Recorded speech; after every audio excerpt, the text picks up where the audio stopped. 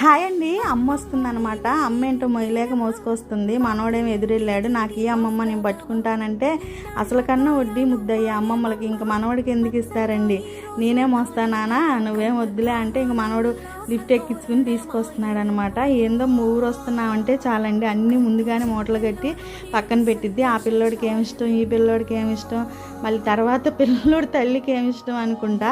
ఇంకా ముగ్గులు అయితే తీసుకొచ్చింది అనమాట. రోజు నేను రంగులు వేసుకుంటాను కదా ముగ్గులో, అందుకని చెప్పి అవి అయితే తీసుకొచ్చింది. అట్లాగే పచ్చి రొయ్యలు కూడా ఆవిలేసి తీసుకొచ్చిందండి, మళ్ళీ పాడైపోతాయేమో అని చెప్పేసి గోధుమ పిండి తెచ్చింది. అట్లాగే మా పెద్దోడికి ఎండు రొయ్యలు ఇష్టం అని చెప్పేసి వాడికి జాంకాయలు, ఎవరు వచ్చినా సరే మా పెద్దోడికి మాత్రం జాంకాయలు మాత్రం తేవాల్సిందండి. ఎందుకంటే వాడికి జాంకాయలు అంటే అంత ఇష్టం అనమాట. ఏమీ తినకపోయినా జాంకాయలు మాత్రం బాగా తింటాడు ఫ్రూట్స్లో అనమాట. అలాగే ఎండు రొయ్యలు తీసుకొచ్చింది అనమాట.